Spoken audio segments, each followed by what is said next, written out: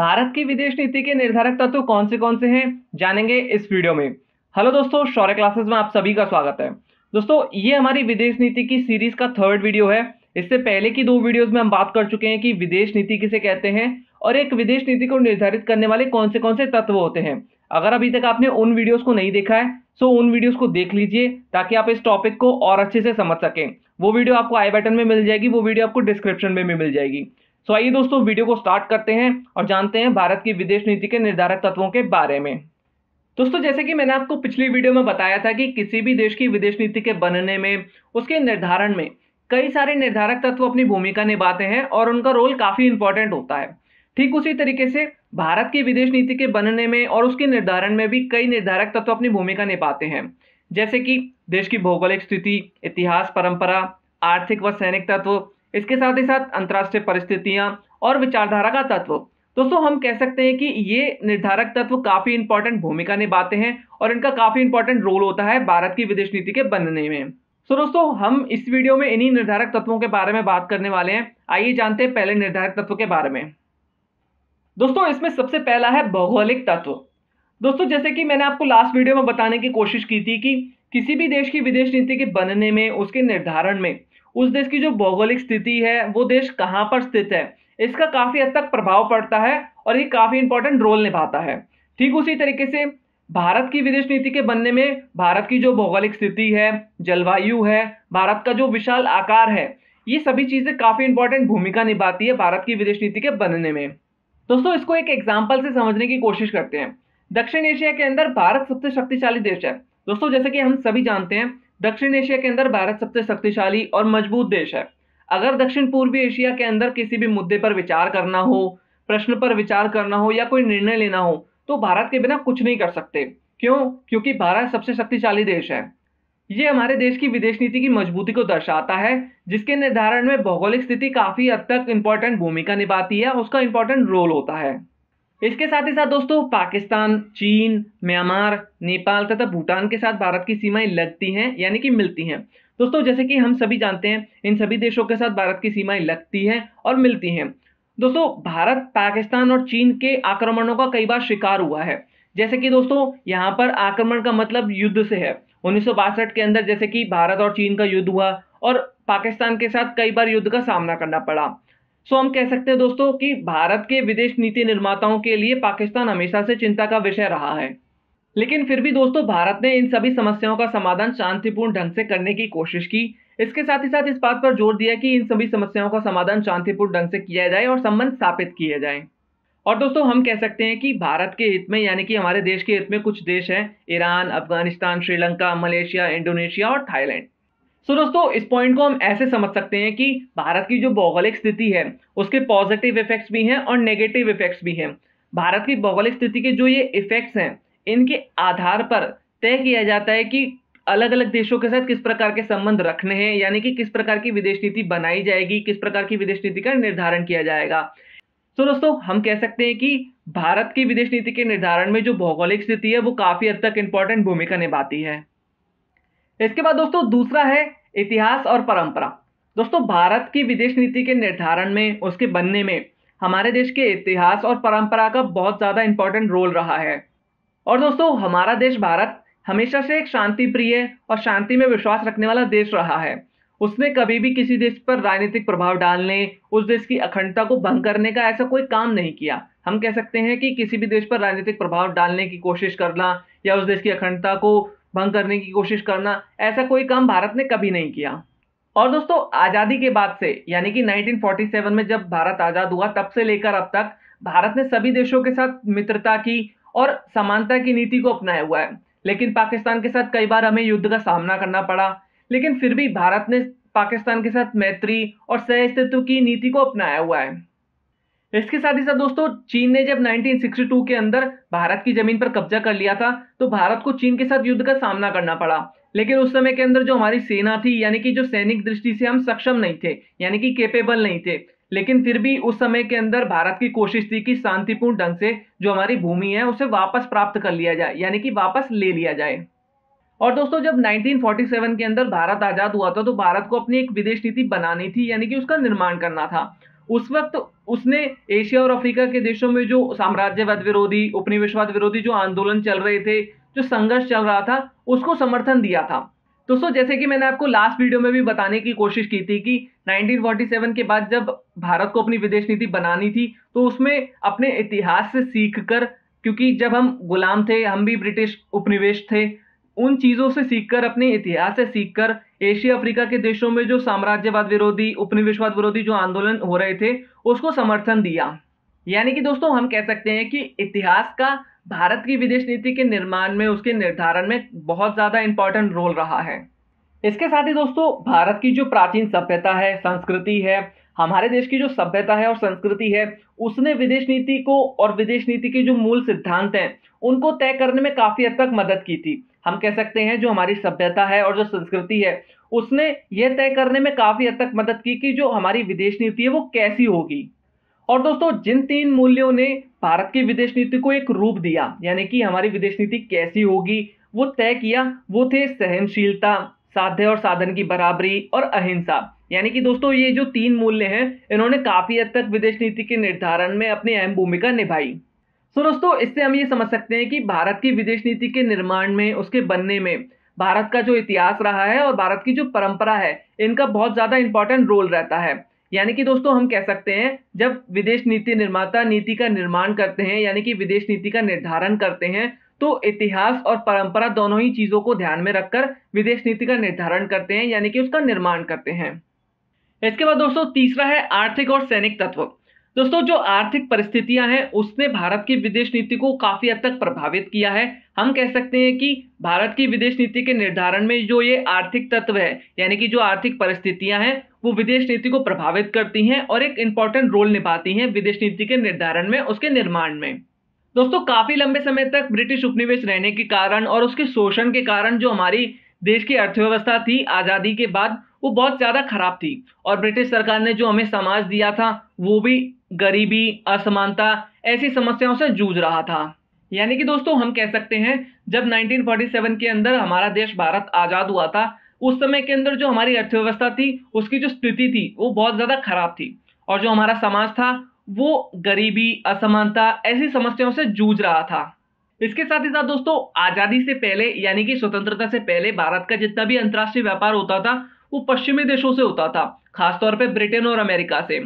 लेकिन जब 1947 में भारत आज़ाद हुआ, तो उस समय के अंदर सोवियत संघ और अमेरिका के बीच में शीत युद्ध शुरू हो चुका था। लेकिन दोस्तों, फिर भी भारत ने किसी भी गुट में शामिल होने का विचार तक नहीं किया, यानी कि सोचा तक नहीं। और दोस्तों, भारत ने एक ऐसी विदेश नीति का निर्धारण किया, यानी कि निर्माण किया, एक ऐसी विदेश नीति बनाई जिसकी मदद से भारत को पूरी तरीके से विदेशी सहायता मिल सके, लेकिन कोई राजनीतिक बंधन ना हो। यानी कि दोस्तों, हम कह सकते हैं जब 1947 में भारत आज़ाद हुआ, उस समय के अंदर शीत युद्ध शुरू हो चुका था और भारत की आर्थिक व्यवस्था भी ठीक नहीं थी, समाज भी संघर्ष से जूझ रहा था, कई समस्याओं का सामना कर रहा था। लेकिन फिर भी भारत ने किसी भी गुट में शामिल होने का निर्णय नहीं लिया, यहाँ तक कि सोचा तक नहीं। भारत ने एक ऐसी विदेश नीति बनाई जिसकी मदद से सभी देशों से वह आर्थिक सहायता स्वीकार कर सके, यानी कि उसे आर्थिक सहायता मिल सके। और दोस्तों, भारत ने दोनों ही गुटों से आर्थिक सहायता स्वीकार की। यानी कि हम कह सकते हैं 1947 में जब भारत आज़ाद हुआ, उस समय की अर्थव्यवस्था खराब थी, लेकिन भारत ने फिर भी किसी भी गुट में शामिल होने का निर्णय नहीं लिया, गुटनिरपेक्षता की नीति का पालन करने का निर्णय किया, क्योंकि भारत की हमेशा से कामना थी, इच्छा थी कि जो विश्व की व्यवस्था हो, वो शांतिपूर्ण व्यवस्था हो। यानी कि दोस्तों, दोनों ही गुटों में शामिल न होना, अपनी अर्थव्यवस्था में सुधार करना और विश्व में एक शांतिपूर्ण व्यवस्था कायम करने के लिए भारत ने दोनों ही गुटों में शामिल होने का निर्णय नहीं किया और गुटनिरपेक्षता की नीति का पालन किया। दोस्तों, भारत के पास बहुत अधिक मात्रा में प्राकृतिक संपदा है। हम कह सकते हैं कि हमारे पास इतने संसाधन हैं कि अगर उनका हम सही से इस्तेमाल करें, सही से प्रयोग करें, तो हम एक विकसित और एक शक्तिशाली देश बन सकते हैं। इसके साथ ही साथ दोस्तों, 1947 में जब भारत आज़ाद हुआ था, तो अर्थव्यवस्था के साथ साथ सैनिक दृष्टि से भी जो हमारी स्थिति थी, यानी कि जो सिचुएशन थी, वो ठीक नहीं थी, क्योंकि लंबे समय तक हम उपनिवेश रहे थे, जिसकी वजह से जो औद्योगिक व्यवस्था थी, हमारी उद्योगों की व्यवस्था थी, वो भी पिछड़ी हुई थी, जिसकी वजह से सुरक्षा के लिए, सुरक्षा व्यवस्था के लिए, सैनिक दृष्टि से हमें दूसरे देशों के ऊपर निर्भर रहना पड़ता था, यानी कि डिपेंडेंट रहना पड़ता था। जिसकी वजह से क्या हुआ कि 1962 के अंदर हमें चीन से युद्ध में हार का सामना करना पड़ा। लेकिन दोस्तों, इसके बाद हमारे विदेश नीति निर्माताओं को हमारी विदेश नीति के अंदर परिवर्तन की आवश्यकता महसूस हो गई थी। उन्हें ये महसूस हो गया था कि हमारी विदेश नीति के अंदर अब परिवर्तन जरूरी हो गया है। दोस्तों, जब 1965 के अंदर पाकिस्तान के साथ भारत का युद्ध हुआ, भारत को युद्ध में जीत हासिल हुई और 1974 में परमाणु परीक्षण करके भारत ने भी यह दिखा दिया कि वह चाहे तो परमाणु शक्ति बन सकता है। यानी कि दोस्तों 1962 की हार के बाद जब भारत को अपनी विदेश नीति के परिवर्तन की आवश्यकता महसूस हुई, उसमें परिवर्तन किया गया, तो 1965 में युद्ध में हमें जीत हासिल हुई और 1974 में परमाणु परीक्षण करके हमने पूरे विश्व को यह दिखाया कि हम परमाणु शक्ति भी बन सकते हैं। दोस्तों, इससे हम ये समझ सकते हैं कि भारत की विदेश नीति के निर्माण में, उसके बनने में ये जो आर्थिक तत्व है और जो ये सैनिक तत्व है, बहुत ज्यादा इंपॉर्टेंट भूमिका निभाता है। यानी कि इसका बहुत ज्यादा इंपॉर्टेंट रोल होता है। भारत के विदेश नीति निर्माता आर्थिक तत्व और सैनिक तत्व को ध्यान में रखकर विदेश नीति का निर्धारण करते हैं, यानी कि निर्माण करते हैं। इसके बाद दोस्तों चौथा है जनमत व विचारधारा का तत्व। दोस्तों, देश के अंदर जो नेता होते हैं और नेताओं की जो विचारधारा होती है, उसके साथ में जो जनमत होता है, जनमत का दोस्तों यहाँ पर मतलब है जनता। जनता का जो मत है, जनता की क्या आवश्यकताएं हैं, इच्छाएं हैं, उसे जनमत कहा जाता है। ये सभी चीजें विदेश नीति को प्रभावित करती हैं और जो हमारे विदेश नीति निर्माता हैं वो इन सभी चीजों को ध्यान में रखकर विदेश नीति का निर्धारण करते हैं, यानी कि विदेश नीति बनाते हैं। और दोस्तों, हम कह सकते हैं हमारी विदेश नीति लोकतंत्र और धर्मनिरपेक्षता की विचारधारा पर आधारित है। दोस्तों, इसको हम ऐसे समझ सकते हैं जैसे कि समय के साथ जनता के हितों, यानी कि जो लोग हैं उनकी इच्छाओं, आकांक्षाओं, आवश्यकताओं और जो उनके हित होते हैं उनके अंदर चेंजेस आते रहते हैं, यानी कि परिवर्तन आता रहता है। लोगों की आवश्यकताएं बदलती रहती हैं, उनके हित बदलते रहते हैं। तो इन्हीं हितों को, उनकी आवश्यकताओं को ध्यान में रखकर जो विदेश नीति निर्माता होते हैं वो विदेश नीति को बनाते हैं और समय के साथ उसमें परिवर्तन यानी कि चेंजेस करते हैं। हम इसका एक एग्जाम्पल ले सकते हैं, जैसे कि पहले अमेरिका और जापान के साथ भारत के संबंध नहीं थे, लेकिन आज के वक्त के अंदर अमेरिका और जापान के साथ भी भारत के संबंध है। हम एक और एग्जाम्पल ले सकते हैं, अभी हाल का एक एग्जाम्पल है, जैसे कि चीन का एग्जाम्पल।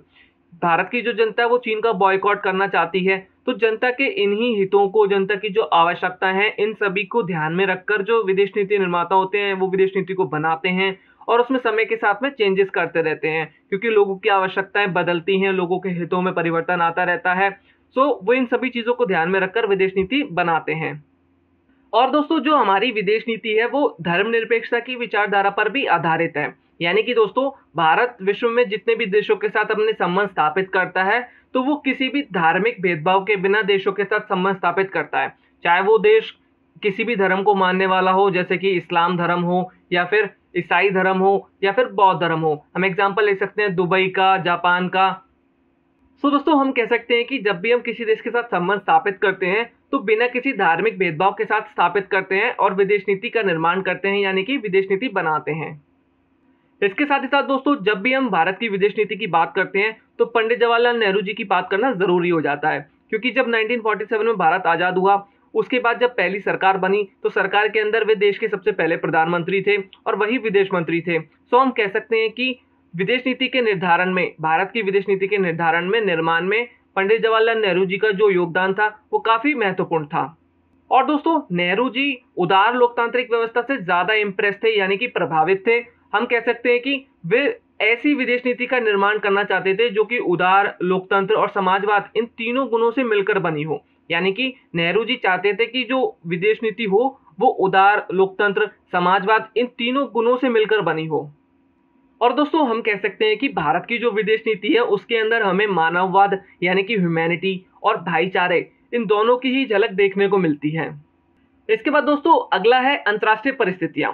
दोस्तों, जब भी कोई देश अपनी विदेश नीति का निर्धारण करता है तो अंतर्राष्ट्रीय परिस्थितियां उसकी विदेश नीति को काफी हद तक प्रभावित करती हैं। जैसे कि मैंने आपको लास्ट वीडियो में बताया था, जब भी कोई देश अपनी विदेश नीति बनाता है तो अंतर्राष्ट्रीय परिस्थितियों को ध्यान में रखकर अपनी विदेश नीति बनाता है और उसका निर्माण करता है। ठीक उसी तरीके से दोस्तों, जब भी भारतीय विदेश नीति निर्माता विदेश नीति का निर्माण करते हैं या विदेश नीति बनाते हैं तो अंतर्राष्ट्रीय परिस्थितियों को ध्यान में रखकर बनाते हैं। जैसे कि दोस्तों, जब भारत 1947 में आजाद हुआ तो सेकेंड वर्ल्ड वॉर खत्म हुआ था। उसके बाद अमेरिका और सोवियत संघ के बीच में युद्ध शुरू हो गया था और जो विश्व था दो भागों में बंट गया था, अमेरिका और सोवियत संघ। इस चीज का भी भारत की विदेश नीति पर सीधा प्रभाव पड़ा था। जैसे कि दोस्तों, मैंने आपको थर्ड पॉइंट में बताने की कोशिश की थी, जब भारत 1947 के अंदर आजाद हुआ तो जो भारत की अर्थव्यवस्था थी वो खराब अवस्था में थी, यानी कि ठीक नहीं थी। और भारत को अपनी विदेश नीति का भी निर्धारण करना था, निर्माण करना था। लेकिन विश्व दो भागों में बट गया था, शीत युद्ध शुरू हो चुका था। तो भारत ने अपनी अंतर्राष्ट्रीय परिस्थिति को यानी कि शीत युद्ध को ध्यान में रखकर विदेश नीति का निर्माण किया, विदेश नीति बनाई और गुटनिरपेक्षता की नीति अपनाई और गुटनिरपेक्षता की नीति का पालन किया, ताकि विश्व के देशों से आर्थिक सहायता प्राप्त की जा सके और अर्थव्यवस्था में सुधार किया जा सके। इसके साथ ही साथ दोस्तों, जब 1990 के अंदर जब नई अंतर्राष्ट्रीय व्यवस्था आई तो उसने भी भारत की विदेश नीति को प्रभावित किया। यानी कि विश्व के अंदर जो भी चेंजेस आ रहे थे, जो भी परिवर्तन आ रहे थे, भारत ने अंतर्राष्ट्रीय परिस्थितियों को, उन चेंजेस को ध्यान में रखकर और नई अंतर्राष्ट्रीय व्यवस्थाओं को ध्यान में रखकर अपनी विदेश नीति का निर्धारण किया और विदेश नीति का निर्माण किया। और दोस्तों, हम कह सकते हैं कि भारत की जो विदेश नीति है वो निरंतर अंतर्राष्ट्रीय परिस्थितियों से प्रभावित होती रहती है। यानी कि जो अंतर्राष्ट्रीय परिस्थितियां हैं वो हमारी विदेश नीति को प्रभावित करती रहती हैं, इफेक्ट करती रहती हैं। इसके साथ ही साथ शीत युद्ध, भारत चीन सीमा विवाद, भारत पाकिस्तान का जो 50 वर्ष का तनाव है, ये ऐसी कुछ सिचुएशंस हैं, जो परिस्थितियां हैं जो भारत की विदेश नीति को प्रभावित करती हैं।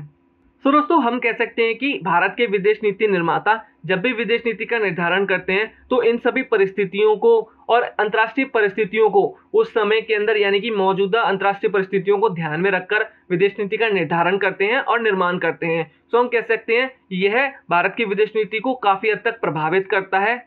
इसके बाद दोस्तों, अगला है जवाहरलाल नेहरू जी का चमत्कारी व्यक्तित्व। दोस्तों, देश की विदेश नीति पर यानी कि भारत की जो विदेश नीति है उस पर हमें नेहरू जी की व्यक्तित्व की गहरी छाप देखने को मिलती है। दोस्तों, हम कह सकते हैं, जैसे कि मैंने आपको 4 पॉइंट में बताने की कोशिश की थी, जब 1947 में भारत आज़ाद हुआ तो जब पहली सरकार बनी, पंडित जवाहरलाल नेहरू जी देश के पहले प्रधानमंत्री बने, साथ ही वे विदेश मंत्री भी थे। सो हम कह सकते हैं कि भारत की विदेश नीति के निर्धारण में, निर्माण में जो नेहरू जी का योगदान था वो बहुत ज़्यादा इंपॉर्टेंट था। और दोस्तों, नेहरू जी का जो व्यक्तित्व था उसके अंदर देश प्रेम, अंतर्राष्ट्रीयता का मिलन, समाजवाद, उदार लोकतंत्र ऐसे गुण शामिल थे। हम कह सकते हैं हमारी जो विदेश नीति है उसके अंदर हमें देश प्रेम, अंतर्राष्ट्रीयता का मिलन, समाजवाद, उदार लोकतंत्र इन सभी चीज़ों की झलक देखने को मिलती है, क्योंकि जो हमारी विदेश नीति है, भारत की जो विदेश नीति है, उस पर नेहरू जी के व्यक्तित्व की गहरी छाप है। इसके साथ ही साथ दोस्तों, भारत की विदेश नीति की जो ये मजबूत आधारशिला है वो नेहरू जी ने रखी थी। हम कह सकते हैं 1947 में जब भारत आज़ाद हुआ तो वे देश के प्रधानमंत्री थे और विदेश मंत्री भी थे। उन्होंने विदेश नीति का निर्धारण किया। हम कह सकते हैं विदेश नीति की शुरुआत उनसे हुई। और इसके साथ साथ दोस्तों, नेहरू जी ने राष्ट्रीय हितों को विदेश नीति का सबसे इंपॉर्टेंट पार्ट माना और एक सबसे प्रमुख निर्धारक माना था। और दोस्तों, भारत के राष्ट्रीय हितों की सुरक्षा करना नेहरू जी की विदेश नीति का सबसे इंपॉर्टेंट पार्ट था। हम कह सकते हैं जिस विदेश नीति का निर्माण नेहरू जी ने किया था उसका सबसे इंपॉर्टेंट पार्ट यानी कि लक्ष्य कह सकते हैं हम, ठीक है, आधार स्तंभ कह सकते हैं, राष्ट्रीय हितों की सुरक्षा करना था। यानी कि भारत के राष्ट्रीय हितों की सुरक्षा करना विदेश नीति का सबसे इंपॉर्टेंट पार्ट था। दोस्तों, नेहरू जी ने कहा था कि कोई भी सरकार कोई ऐसा काम करने का साहस नहीं कर सकती जो कि देश के हित के विरुद्ध हो, यानी कि राष्ट्रीय हितों के खिलाफ हो। दोस्तों, इस पॉइंट से हम समझ सकते हैं कि नेहरू जी के लिए राष्ट्रीय हितों की सुरक्षा करना और उनकी विदेश नीति के लिए राष्ट्रीय हितों की सुरक्षा करना कितना ज्यादा जरूरी था और कितना इंपॉर्टेंट था। और दोस्तों, नेहरू जी ने कहा कि हमारा यह प्रयास है कि भारत के राष्ट्रीय हितों की सुरक्षा विश्व शांति और अन्य देशों के सहयोग के साथ की जाए।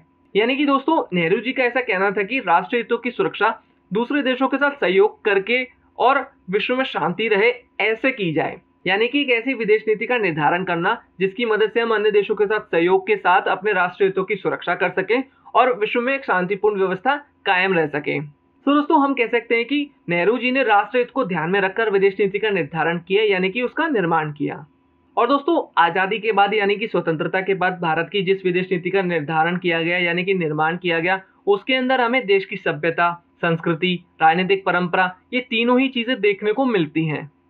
निष्कर्ष में दोस्तों, हम कह सकते हैं कि आज की जो भारत की विदेश नीति है उसके अंदर ये सभी तत्व शामिल हैं, लेकिन ये जो तत्व है इनमें चेंजेस आते रहते हैं, इनमें परिवर्तन आता रहता है। जैसे जैसे लोगों की आवश्यकताएं, हित, इन सभी में चेंजेस आते रहते हैं। उसी तरीके से सरकार को भी इन सभी चीजों को ध्यान में रखकर विदेश नीति का निर्धारण करना होता है, निर्माण करना होता है।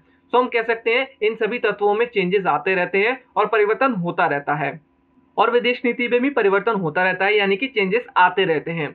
और दोस्तों, आज के समय के अंदर राष्ट्र हित को ध्यान में रखकर विदेश नीति को बनाना बहुत ज्यादा जरूरी है और बहुत ज्यादा आवश्यक है। तो दोस्तों, ये टॉपिक यहीं पर पूरा होता है। उम्मीद करता हूं आपको ये टॉपिक अच्छे से समझ में आया होगा कि भारत की विदेश नीति के निर्धारक तत्व कौन से हैं। वीडियो को लाइक करें, अगर आपका कोई डाउट हो, क्वेश्चन हो तो आप कमेंट करें, और साथ ही अपने उन सभी दोस्तों के साथ इस वीडियो को शेयर करें जिनको इस वीडियो की जरूरत है। अगर आप चैनल पर पहली बार आए हैं तो चैनल को सब्सक्राइब करें, बेल नोटिफिकेशन को दबाएं ताकि आपको फ्यूचर की ऐसे ही वीडियोस का नोटिफिकेशन मिलता रहे। मिलते हैं नेक्स्ट वीडियो में। Thank you so much.